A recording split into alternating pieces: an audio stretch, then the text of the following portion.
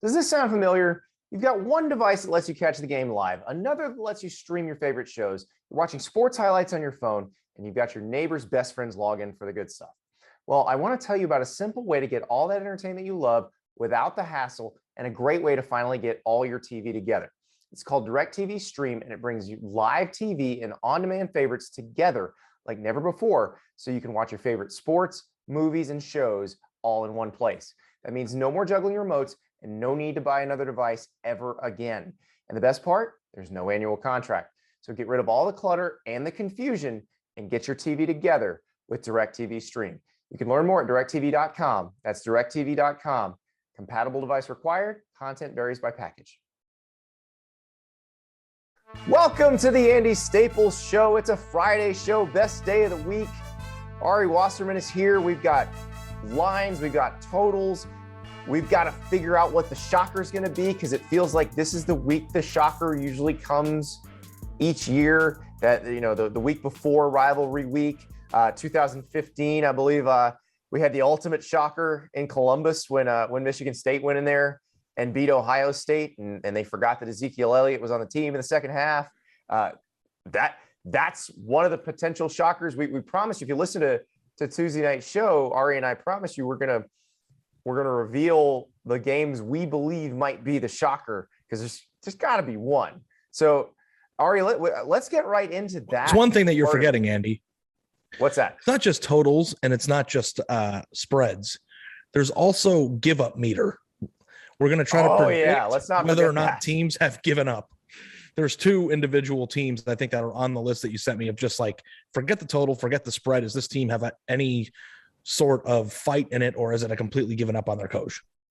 Oh, I think I know which teams you're talking about. I think one of them lives near me, and another one is a team that you've recently turned your back on.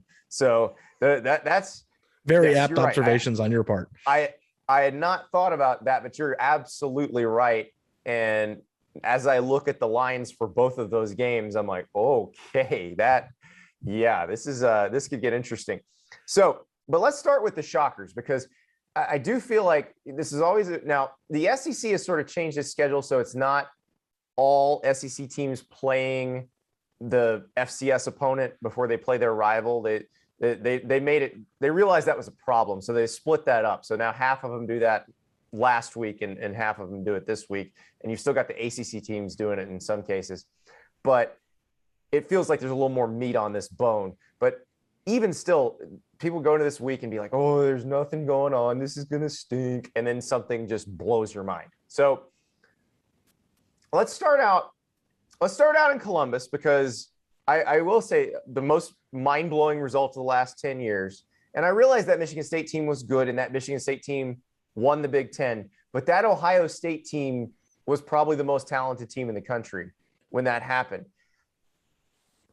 Michigan State is an 18.5-point underdog in Columbus. Could that happen again? Is that possible? Peyton Thorne has to get injured, right? Because the backup quarterback has to play to. Oh, yeah. And the kicker has to do the windmill. Like, yeah, that's the only way. Yeah, that's I don't remember what the spread was in 2015, but that was the craziest game I think I've ever covered. And you know, that team I think was a little bit better than this current Michigan State team. You know, this Michigan State team is punching above its weight, I think, and is achieving things a lot quicker or even bigger than anybody would have imagined. But I think there's a difference between doing your initial expectations coming into the year and being a legitimate national championship contender the way that other Michigan State team was in 15, even though they were much worse from a talent standpoint than that Ohio State team was. That was a legitimate, you know, top 10 team at the beginning of the year that kind of, played its way through. 13-point dog in that game, by the way. Okay. Yeah. So, I mean, this is similar. And I will say, you know, in my time covering Ohio State, there was no bigger thorn in Ohio State's side than Michigan State. You know, I know Penn State and I know has given Ohio State issues, and I've given James Franklin a lot of credit for the way that he's prepared his teams in those games. But Michigan State historically cost Ohio State a shot at the national championship in 13 and 15. So, you know, I don't know exactly what to expect in this one.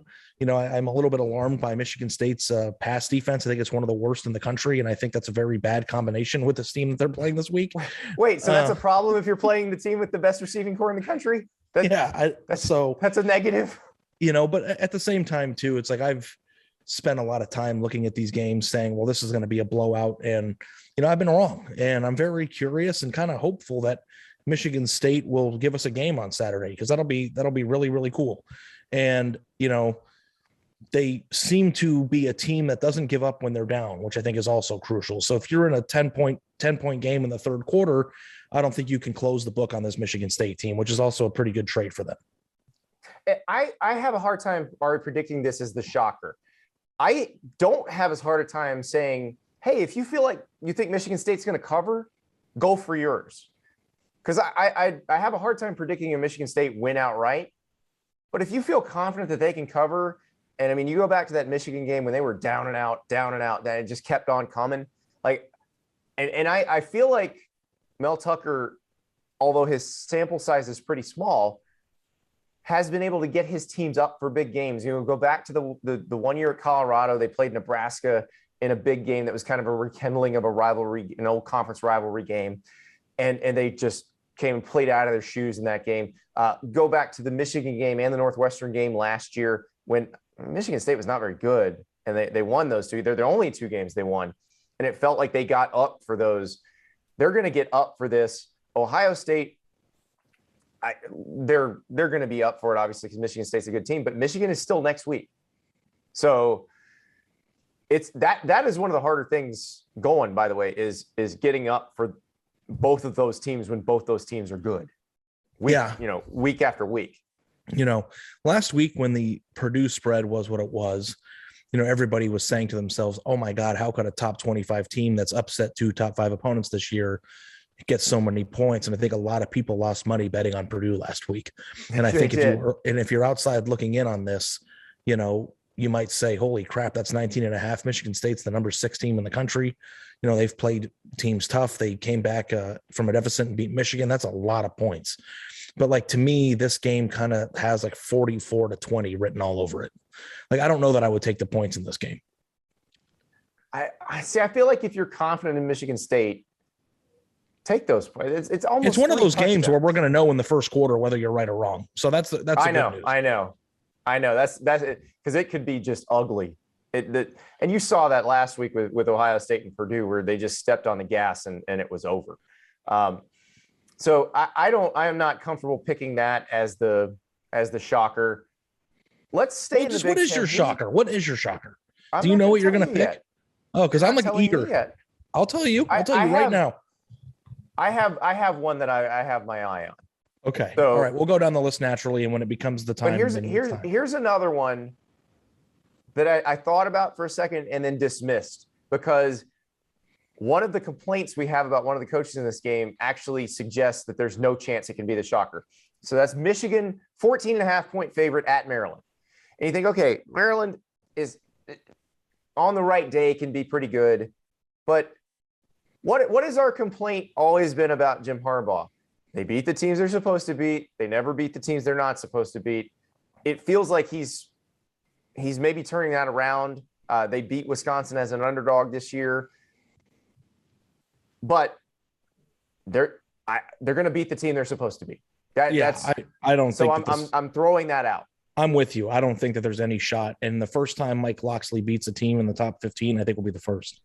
So unless one of the Texas games, Texas was ranked pretty high in the beginning of the year. So I don't know that off the top of my head. But Mike Loxley hasn't really done a very good job of showing up for big games. And when I looked at this, it didn't even occur to me that this could be one of them. I would lay the points here, I think. I don't know how I can see this, but I can see your calendar. That's right. I know exactly what it says. January 2nd, 2022, you've got it circled right there. Get in shape, diet, exercise. Well, don't start your diet right now. You've got good holidays coming up, but do start exercising and do it with Peloton. I've been using the Peloton app for more than a year. When I'm running on the road, when I'm running on a treadmill, I have a Peloton trainer in my ear. I'm either in Chase Tucker's Wolf Pack, or I'm one of Andy Spear's Spearheads, or I've got Kirsten Ferguson telling me to push, sprint. I need that sometimes. Otherwise, I'm just going to jog and it's going to be boring. Peloton makes sure your workout is never boring, whether you're on the famous bike, whether you're on a treadmill. You can do it live with other folks. You can give them high fives on the leaderboard, or you can do it around your own schedule with preloaded workouts. They got it all. And it will help you to know that you're part of a community that's working hard. When you know that somebody has done 1,000 runs and you're on run number 1, you think, okay, I can get there. I know there's somebody else doing it. It is great motivation, and it's so much better than just a boring old workout that you try to do by yourself. Peloton makes working out entertaining. It makes it fun. The playlists are amazing, and you can do it any way you want to. They've got running workouts. They've got the bike. They've got boot camp. They've got yoga. You name it, they've got it. So visit onepeloton.com to learn more and try Peloton classes for free for the rest of the year. New members only. Visit onepeloton.com/app to learn more, and terms apply. Peloton, when your workout is a joy, it's a joy to work out. But here's another big one. This is one, I'm not including this in the shocker category because I wouldn't be shocked. So Cincinnati is a 10.5-point favorite against visiting SMU. The total 64.5 in this game. If you've watched Cincinnati the last 4 weeks, would you be shocked even in the slightest if SMU won this game? No, not at all. I think SMU is an auto bet here. You know, we do a pickers pool on The Athletic every week. Me, Dan Santa Marita, and Chris Vanini, and Jason Sterrick, we all picked SMU here. So maybe this is kind of one of those spots where it's a tricky one where they show the ESPN thing with all the SMU logos, and Cincy beats them by 40. Yeah, I think Cincinnati is much better, and SMU has a really good offense and an experienced quarterback. But you know, there are times too in the past where SMU has shown up to big games and not really gotten out of the tunnel. So you know, to me, I think SMU. This is the thing, Andy. I don't care what level of football you play, what conference you play in, or how much better you are than your peers. It is very, very hard to go through an entire regular season without losing at least once. And maybe Cincinnati got those losses, quote unquote losses, or close losses out of their system, especially when they escaped an overtime situation potentially with Tulane a few weeks ago, or Tulsa. Sorry. You know, that might be the case. And you also have to take into account, too, that Cincinnati has no chance of making the playoff at all, in my opinion, unless they are sexy on the way to the final rankings. So, you know, that might be a part of it, too. But I think SMU is a pretty good football You know what the sexiest thing in the world is, Ari? Beating good teams? A 0 on the right. A 0 on the right of your record is the sexiest thing you can have. And so that's, I mean, they got to have that. Yeah, well, I think that is the sexiest thing that you can have. But I also think that when you're in Cincinnati's position, it's not enough. So, and a committee has already proven that, I think. So, you know, beating SMU handily and covering the spread, I think would be a very impressive win for them, and, you know, might open some eyes a little bit. But Cincinnati is certainly, you know, in a spot where they can use some help to get in if they're going to be the first group of 5 team to make it. And obviously, if SMU wins, I think it recalibrates what we talk about with the college football playoff standings. You know, Notre Dame's got Georgia Tech this weekend. I don't think Notre Dame's losing again. They got Georgia Tech and Stanford left to go, so they're probably not losing again. I still think it's hard to put an 11-1 Notre Dame in over an 11-1 Cincinnati if that's the case. But we will begin having that debate in earnest if SMU wins this game. There's another game with serious playoff implications that I don't think would be a shocker at all if the team high in the playoff rankings lost. And that is Oregon at Utah.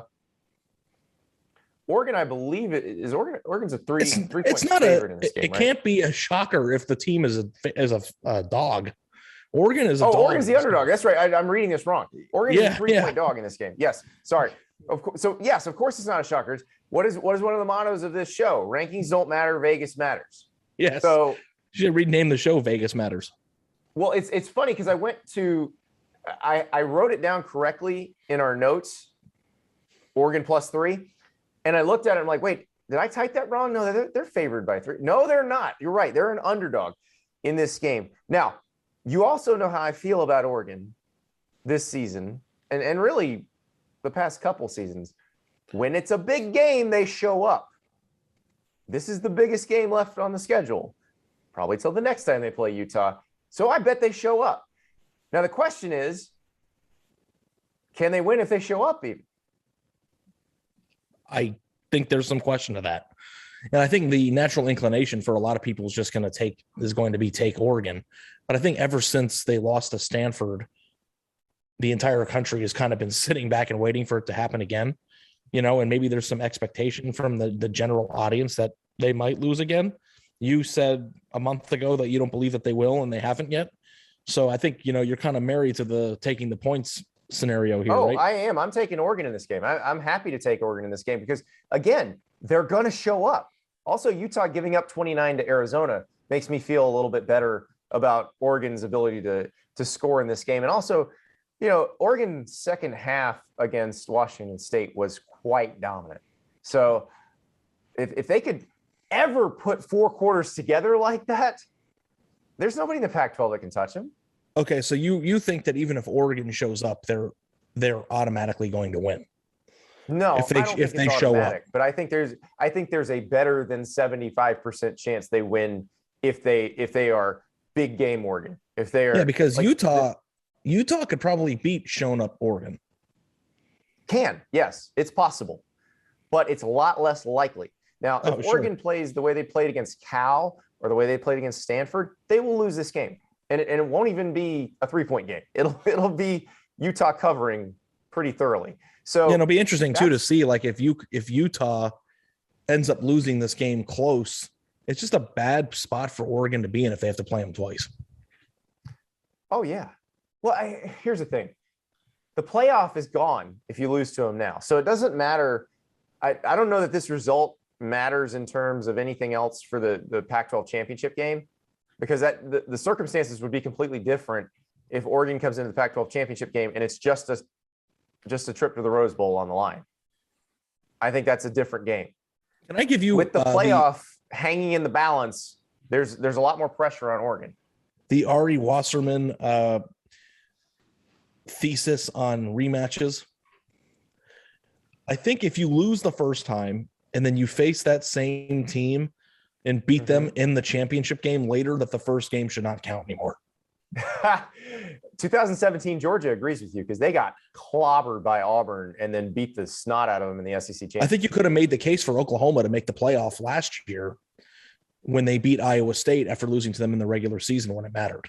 Like, to me, they were a 2-loss team that got eliminated. But in my viewpoint, I think there was a solid case for Oklahoma to be viewed as a 1-loss team because avenging the loss, I think, matters. We use wins and losses as a way to, kind of figure out what we can draw about that team. And, for instance, any loss earlier on in the year is a clue in terms of how good that team actually is later on. So if you use that first loss as a clue to insinuate or to draw a conclusion that the team that lost is flawed, and then that team turns around a month later or a week later or 2 weeks later on a bigger stage with more pressure and beats that team that beat you first, to me, if I'm a committee member, I kind of, it's a wash. If it's Oregon, though, and they take that second loss, I don't think it matters. No, I don't think it's going to happen. I'm just saying, and I think it's a much more compelling argument if you lose in September or in October, and then you beat them later on. You can say you're a different team. I think twice in 2 weeks. Which is going to be the Notre Dame argument if Cincinnati loses. So, and I'm completely against you on this, by the way, when it comes to the Cincinnati Notre Dame thing. If Cincinnati loses, Cincinnati is not going to the playoff under any circumstance. I think Notre Dame is already basically. The question is whether Notre Dame would be. I think Notre Dame is basically kind of out. I don't think there's really much anything they could do.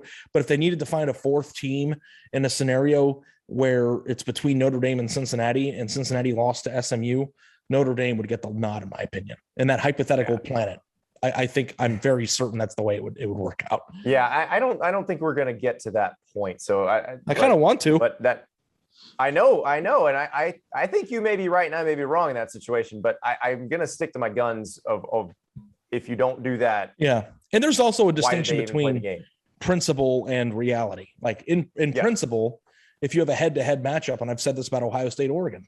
If Ohio State and Oregon are the last two teams in, I take Oregon, scrap all the protocol. I don't care if Ohio State beats a top 10 team 6 weeks in a row. Resume takes a back seat to head-to-head if there's only two teams being compared.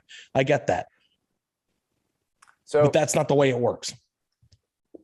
Here's another game. Now, I want to ask you this because I don't think there's a shocker possibility in this game because I wouldn't be shocked if either team won.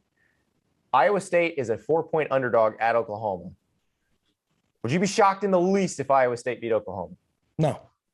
I wouldn't either, especially after the way Iowa State lost last week. It feels like one of those boomerang games where they're a better team than they showed in that Texas Tech loss. Oklahoma's coming off the loss to Baylor. Oklahoma has Oklahoma State the following week. Nothing would surprise me in this game. Not a single thing. Oklahoma might not be good. It's okay to like come to that realization. Distinct possibility, are you? Distinct possibility. So like an Iowa State is probably the average version of what it's supposed to be this year. You know, maybe a little bit worse than expectations because it's hard to live up to those expectations. But I don't view Oklahoma as the juggernaut that its helmet suggests this year. And that's why I picked them to lose last week. And I would certainly not be shocked if they lost this week. Yeah, I'm with you on that. Now, I think Iowa State, you know, the Matt Campbell thing is interesting to me because his record now, you know, we always talk about it, and then Iowa State fans get mad when we talk about him taking another job. His record now makes him a little bit tougher sell if you're one of those big schools. Now, here's how I feel about that. And I'm hopeful, you Iowa State fans who get mad at me every time I mention this, I hope he stays forever for your sakes. But I'm going to tell you right now, even if it's hard to sell, people who pay attention know that the fact that he's gotten Iowa State to this point where we're expecting them to win this much, like that tells you all you need to know about the job he's done there. Because that's a program that it wasn't a perennial doormat because Kansas is in the league, but you were like, okay, they're going to win 4 to 5 games a year, and every once in a while they're going to win 7. This team is consistently good. Like it's and even in the games they lose, they're consistently competitive too. Yeah, but it's also like a reminder too that if you're a person or a coach that's in Matt Campbell's spot, you know, it's very admirable to take the extension or to want to wait for the right job or to do everything that you can do to, you know, be loyal and also, you know, look out for the right perfect scenario. But it's also just like if you have a chance to strike when the iron is hot and someone's going to back up a Brinks truck into your front yard, you know, it is kind of an interesting thing where it's just like you might as well go when you're wanted because you never know when a few, not that Matt Campbell isn't, but he's not as hot of a candidate right now as he was 12 months ago. So, well, and isn't Lincoln Riley going to take $11 billion to go to LSU? That's the rumor this week, right? I don't think Lincoln Riley's going anywhere, by the way. I don't believe that for a second. Yeah, I mean, I don't understand what would the reason be for that? I mean, you're at a place where people already love you and you're going into that conference. And it's like, I think you can make a case that LSU could maybe pay a little bit more and that LSU has a more natural recruiting footprint and a job where the last 2 or 3 coaches, was it the last 3 have won a national championship? The last 3, yes. So like, I understand that, but I don't know if there's a huge enough difference to make that jump. Like, you know, from great job to great job in the same conference. Yeah, I don't either. And look, Oklahoma can pay Lincoln Riley, and at a certain point, you're just rich and you're not worried about this because there's some stupid money figures floating around. $11.5 million, which I don't necessarily believe that. I'm not exactly sure where that started, but I have a suspicion where it started, and I don't necessarily think it's from Lincoln Riley's camp. I don't think that's where it is, where it's coming from. I think that's probably coming from Baton Rouge to get everybody excited, even though it's probably not happening.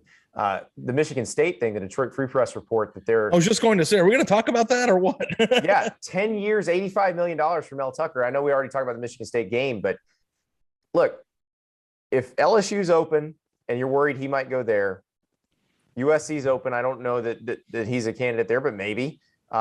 Florida might open. That's another place. If LSU's interested in him, Florida probably would be too. I mean, think about all the different potential openings. So I read that. I see them wanting to lock him down. He's he would be, if that report is true, the highest paid African-American coach in sports, not just college football, but in sports. Yeah. It also, wouldn't that reset the market in the Big Ten? I think it would. Because Ryan Day has to get matched, I think, at that point. Well, let me ask you this. I know that we've talked a lot about Mel Tucker on this podcast, and my initial viewpoint of this being a slow build, but an effective build is not the way it's worked out.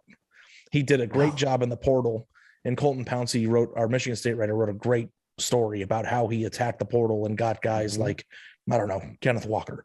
But yeah, Kavarius Crouch. Yeah. He has not proven to be able to build a program long-term just yet. I'm not saying he can't. He's been a head coach for 3 years. So what I'm saying is it possible that Mel Tucker just took the best alignment of transfer portal guys, built a team, and parlayed that one crazy successful offseason into $100 million? It's entirely possible. It is entirely think possible. about that. Think about that. Yeah, it's crazy when you think about it that way. Now, in college basketball, we've seen this where, we've seen a coach have a great weekend in the NCAA tournament and then suddenly get a new job and parlay that into maybe a $20 million contract, but not nearly $100 million. It is crazy when I read that last night.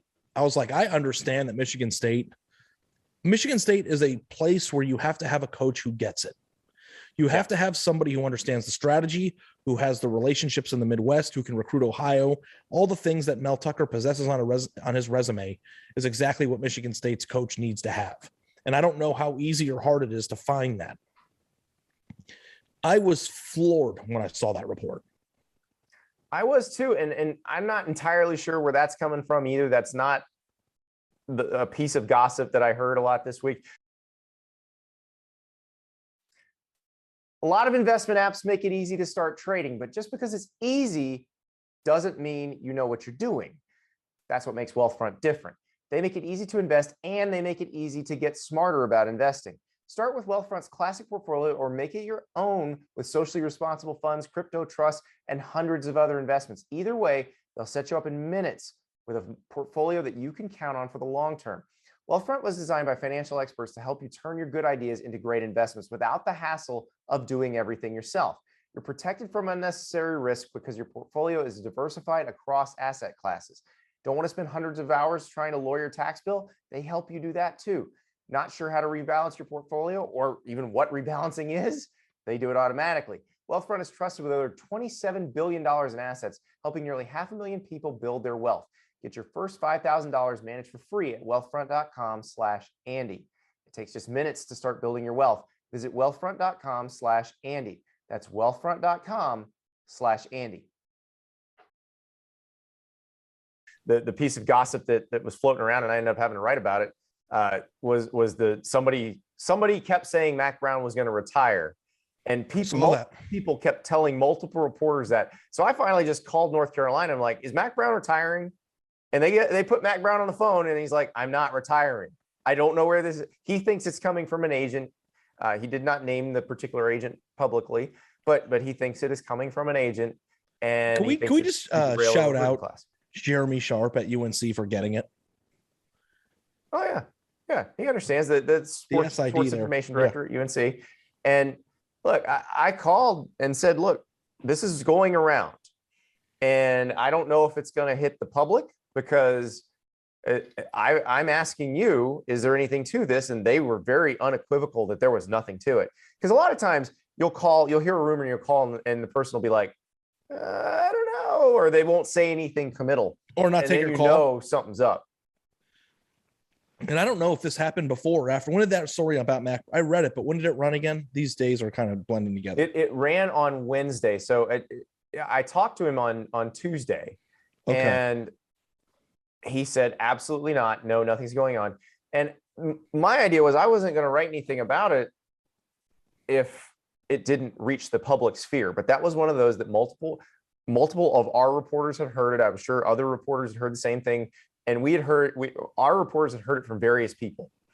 And so I had a denial from Mack Brown, but my thing was, I'm not going to put it out there and give a rumor oxygen. That doesn't deserve it. Yep. Right. But then somebody else reported it.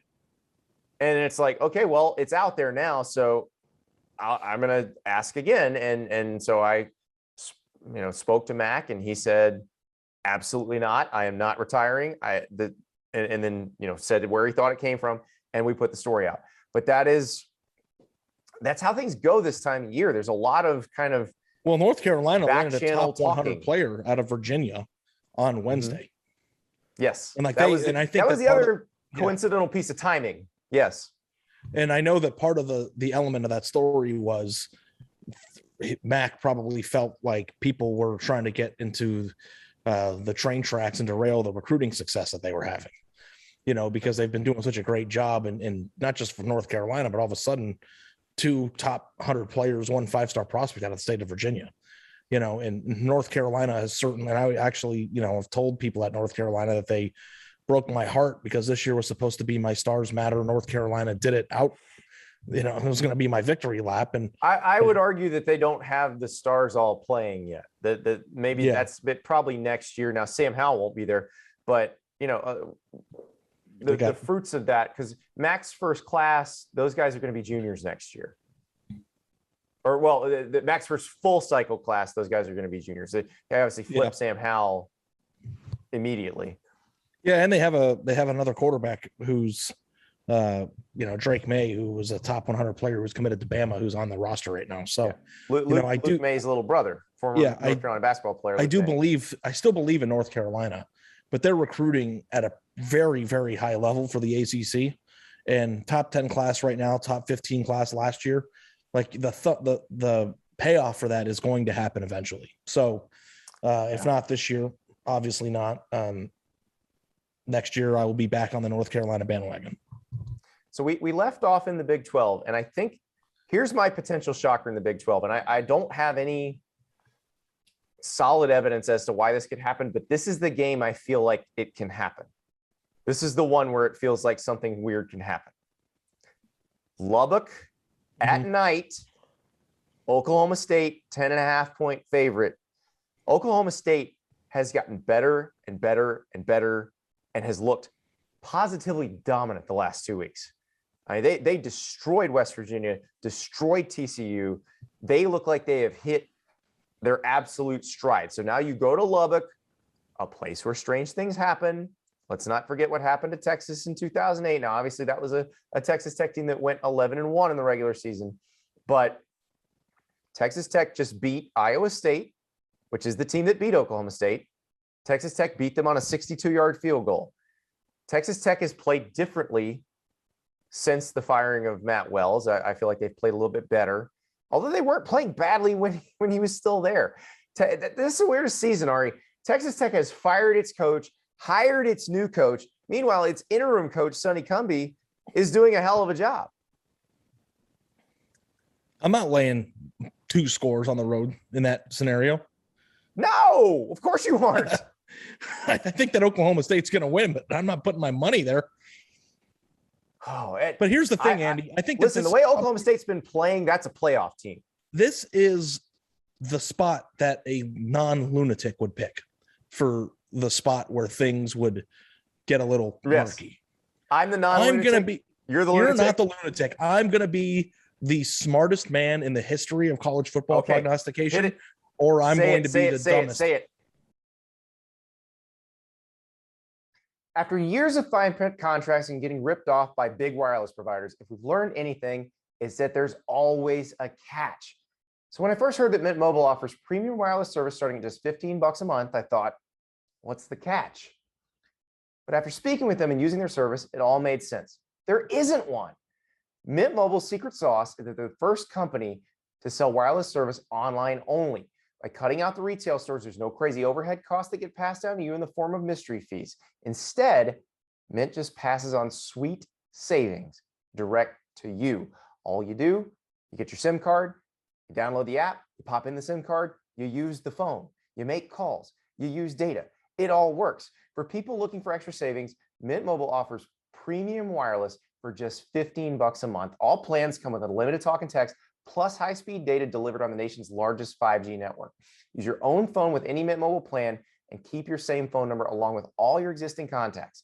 And if you're not 100% satisfied, Mint Mobile has you covered with their 7-day money-back guarantee. So switch to Mint Mobile and get premium wireless service starting at just $15 a month. To get your new wireless plan for just $15 a month And to get the plan shipped to your door for free, go to mintmobile.com/Andy. That's mintmobile.com/Andy. Cut your wireless bill to $15 a month at mintmobile.com/Andy. Arkansas. Say it. No, Arkansas. say it all out loud. Arkansas is going to I believe Arkansas has a very good chance. I'm not going to say going to, because that's clickbait. That's bait. But I think that Arkansas has a chance to play Alabama close and for things to be weird. I kind of alluded to it after the playoff, but they're winner of 3 games, sneaky talented. Alabama, like you corrected me on the other show, is not in Death Star mode. We talked about how much we thought Arkansas was a well-coached team and a sneaky talented team earlier on in the year. They had a 3-game skid in the middle of the year where things went a little bit off the rails. But if Alabama is looking ahead to a really tough finish, we're already starting to think about what it's going to be like to play Georgia in Atlanta or Auburn in the Iron Bowl. This team is good enough and well coached enough to pop you if you're not expecting it. And also, lest we forget, Barry Odom's defense probably played the best game of anybody against that Alabama offense last year. That was practically unstoppable. This offense is not that offense. And you have to be convinced too. It's like, what do you think? Do you think Alabama is what the committee thinks, or do you think they're somewhere in the 2, 3, 4, 5, or the 3, 4, 5, 6, 7 range with the rest of them? I think they're with the rest of them this year. Me too. Now, they can prove me wrong because there's one game this year that has made that keeps giving me pause. Every time I think about it, I'm like, oh wait, maybe I'm underestimating where Alabama is actually at. Because every time I go back to the Ole Miss game, I'm like, wait a second. That team did that to Ole Miss. And I think if it has that in it, it could beat anybody in the country, including Georgia. Yeah, well, but the cool thing I don't recall seeing that team any other game this year. And Alabama, it's funny because the knock on them is they're number 2 because they are Alabama and they're in benefit of the doubt mode. They don't have any quality wins. And it's like Lane Kiffin is doing his old team a nice little favor right now. That Ole Miss win is a really quality win. That's a great win. Every single week Ole Miss happens. Ole Miss is 7-2. And I'm sorry, 8. Well, they're 8-2 now. No, 7-2. 7-2. But they're going to win. They're going to beat Vandy this weekend. So they'll be 8-2. Egg Bowl, you and I have said is the most exciting game of the year. So we can't wait for that. But that win by Alabama is going to be one of the best wins of the year when we look back. Yeah, I mean, Mississippi might be in the top 10 on Tuesday. Yeah, and Alabama crushed them. But like I said, that's the only time. And now as Florida goes off the rails, I think back to that game and I'm like, they only beat that team by 2. Now, I granted, Florida was a different team back then, but that also gives me some trepidation about Alabama. I think Alabama is going to win this game against Arkansas. I'm just not sure Alabama is going to cover. Yeah, I think I would take the points, and I would not be falling out of my seat shocked if this was a close game in the fourth quarter. Our producer Cam notes 8-2. Oh, I'm like, again, this is us doing math in real time. Yes, 12 minus 2 games remaining is 10. So Oklahoma's played 10 games. They are 8-2. So they'll go 9-2. We're not supposed to know people's records off the top of our head. Come on. There's only so much information a human being can. I don't know what anyone's record is. I know how many losses. But the problem, it was basic arithmetic for me, Ari, because I was just going, they've lost 2. They've got this many games left. So once again, we've screwed that up. So, but I do think this is going to be a potentially very fun game. I don't think it's going to be the shocker. You think it might be the shocker. So I think Oklahoma State, Texas Tech could be the shocker. You think Arkansas, Alabama could be the shocker. I mean, I'm thinking Alabama just doesn't lose games like this. So, maybe I'm just except for the one they did earlier this year. Yeah, but Texas A&M, I think, is a little bit. I guess they. You mean the Texas A&M team? Yeah, I know. Okay. Yeah, I know. I'm just saying. I know. And I'm not transitive propertying this. I'm just saying. No, I know what you're saying. Yeah, you're right. You're right. I just don't think this Alabama team is what we've grown accustomed to. And so that makes it all very interesting. Yep. Now, you mentioned at the top of the show, the give up factor, the pack it in factor. And there's a couple games that look really funky when you look at the lines. And I'll start with Florida on the road at Missouri is an 8.5-point favorite. You got to be some sort of psychopath to lay 2 scores on the road in the SEC right now on Florida. Having seen Florida play, Florida just gave up 52 points to Samford. I'm not saying Florida can't beat Mizzou by 10. South Carolina. I'm not saying it won't happen. I'm just saying you got to be a psychopath to expect it to happen and to put your money on it. I don't understand this line at all, Ari. Well, Mizzou sucks. It's like they have not watched either of these teams the last 3 weeks. The fact that it's on the road, too. It's like, so you're going to start laying. It's like, because if Florida has given up on Dan Mullen, they can lose this game. Right. Easily. So let's go through the last few games. Now it's Vanderbilt, Georgia, and South Carolina.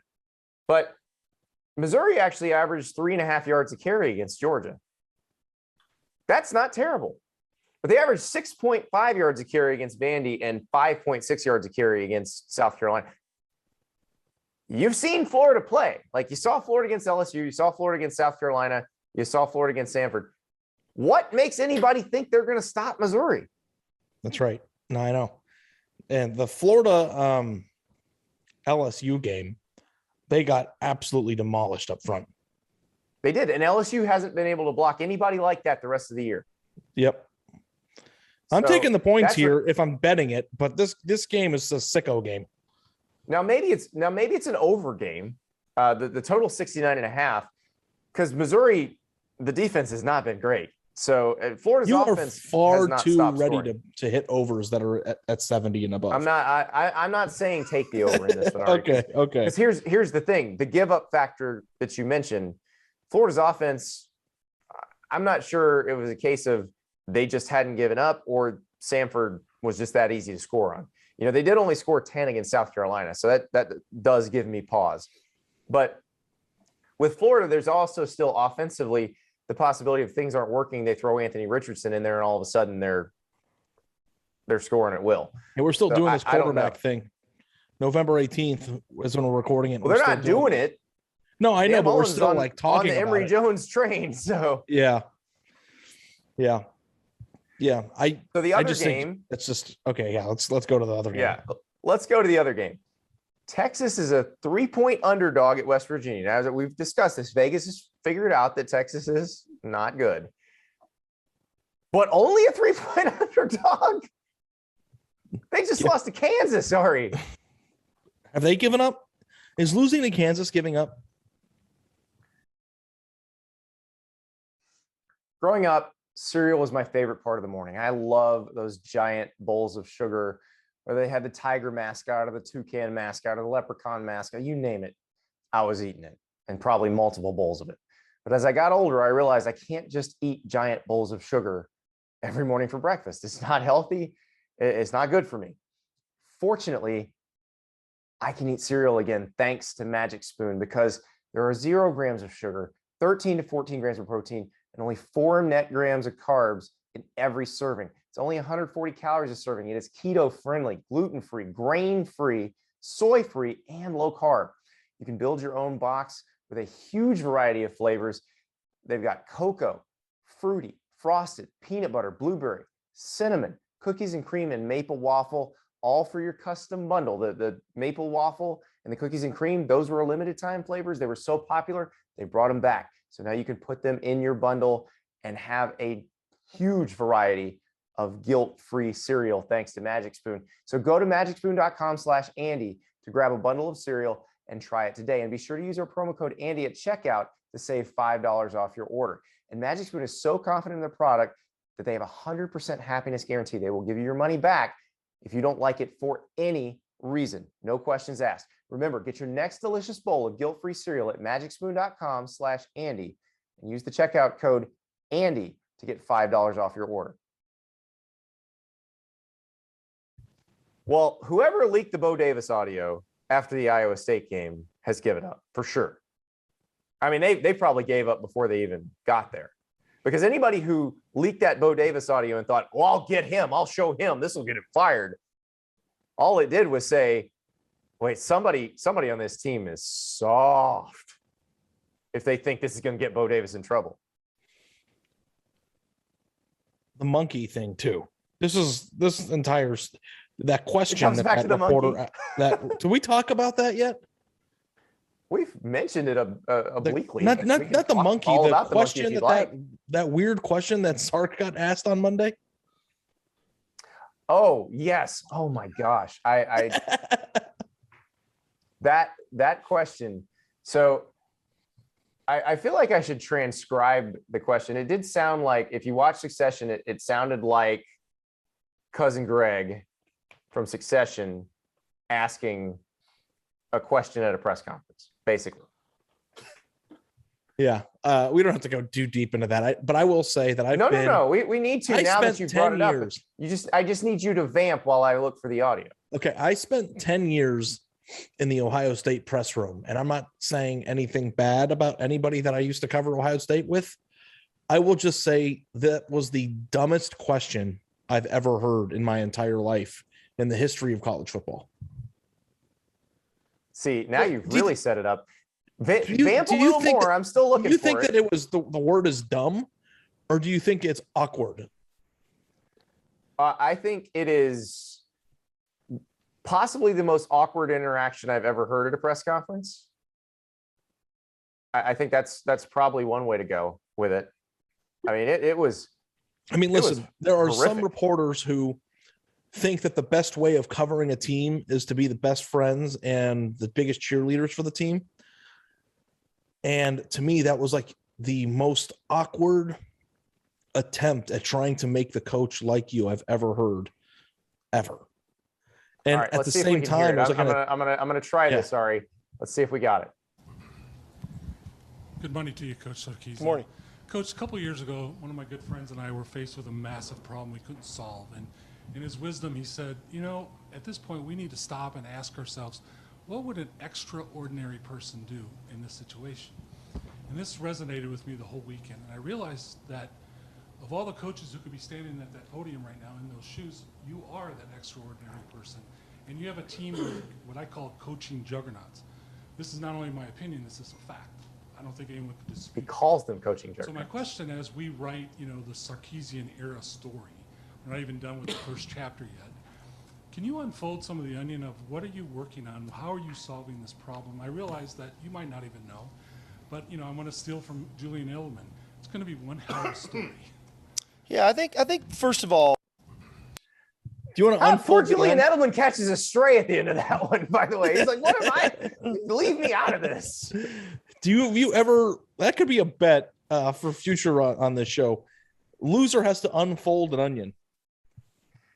I'll unfold it. I won't eat it because I'll puke if I try to eat it, but I'll certainly unfold what I believe you peel the layers of the onion. I don't believe you unfold the onion, but I want to know. Here's my takeaway. I want to know what was the problem That's my takeaway. His friend couldn't solve. What problem could you and your friend have that you couldn't solve? I think that we should do a random ranking of like scenarios of where that could fit. Yes. Losing too much money to a bookie. Mm-hmm. Getting rid of a dead body. I think at least television and movies have taught me there are multiple solutions to the second problem. So owing too much money to the bookie if you don't have any money is a somewhat unsolvable problem. An unsolvable problem. Your wife wants to leave you and there's nothing you can do to get her back. Absolutely unsolvable. I'm trying to think. What else could be an unsolvable problem? How to fix Texas football? I think if the reporter who asked that question heard you say that, he would cry. I think you would too. I don't think that anybody took that loss harder than what you call a team of coaching juggernauts. They're either a team of coaching juggernauts or they're not. Are they coaching juggernauts? I don't think they are. They lost to Kansas, so they can't be. Do you think that if you are the head coach at Texas, you have one of the 15 best coaching jobs in all of football across the world? According to all of the people we including the interviewed for NFL that best job story, I don't anymore because the NFL jobs are better because you don't have to talk to 16-year-olds all the time. Yeah. Some of the NFL jobs. Now, look, there's the Jags job. He's an extraordinary person for being in the job.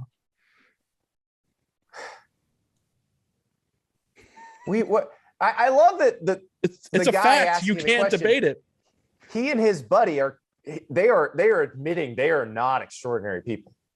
Yeah. Because they're saying, what would an extraordinary person do if faced with these circumstances? Because we certainly are not. Well, he also said in the question too that they have a team of coaching juggernauts, and that's a fact that can't be debated. And now we're going to debate that. I don't know. It can't be debated, but it's not a fact, if that makes sense. They are most definitely not. The loss to Kansas proves that point. Is Coach Sark a coaching juggernaut? That should be the title of the episode. He is when he's got Mac Jones and Devontae Smith. I just don't think anybody can debate that. I'm still on the unsolvable problem. You thought that I was pro Texas? You thought that I had a Texas problem? Oh, I just don't get it. And listen, kudos to Steve Sarkisian for answering that question and not blowing up at the guy, because I think most of us could not handle getting their butts kissed publicly for that long. Everybody likes to be complimented. Nobody likes to be complimented for a long time or publicly. Like, that is uncomfortable. Well, it wasn't just a compliment. It was uncomfortably hyperbolic. Oh yeah. It's like, It's not like just like you're a good coach. It's like, and then you're a superhero. You're a superhero who saved lives and donates money to the poor and feeds the hungry and solves world peace problems. It's just like, and he also Sark's like, dude, I was like 500 in Washington. I don't know what we're talking I don't know about. I honestly just lost to Kansas. Please cut me some slack. Please leave it. Please stop talking. Wow. I honestly don't even know. I bet you coaches just black out up there and don't even, half the time they just, wait till the last portion of the question and try their best to answer. I don't even, like, if I were up there and somebody asked, I wouldn't even know what to say. What's interesting is I find this as someone who's heard a lot of really dumb questions at press conferences. Usually when they ramble like that or engage in what our own Sam Conn Jr. calls question foreplay, and that was some serious heavy question petting right there. But usually there's no point at the end of the question. The person just wanted to hear themselves talk, and they squirted it out and made a statement. This guy, and this is what amazes me about this particular question. He had all the question foreplay, basically every sort of variety of question foreplay you could took a hard left with Julian Edelman. Yes, but he actually got to the question. The gist of the question, and this is how a normal human being would have asked it, is, Steve, how do you solve your losing to Kansas problem? Like, that's a legitimate question. No, his question was, how do you fix the program? That's even better. That's even more legitimate. And it's like, I don't even know how a person can answer that question. Andy, how could you solve world hunger? Yeah. How can you bring peace to the Middle East? Yeah. How can you fix Texas football? All of these questions are the same difficulty level. All of them. Oh boy. Yeah. And by the way, I'm I'm laying the points. Texas ain't doing anything. I'm fading Texas every week, and it's been awesome. My life is better. I'm happier. I taste again. I see colors more vividly. The burnt orange is more burnt. Yeah. Yes. Ari, you're an extraordinary person. Thanks, buddy. You are a podcasting juggernaut, or you are what I call a podcasting juggernaut. Can that be debated? It cannot. It most certainly cannot. We will talk to you after the games.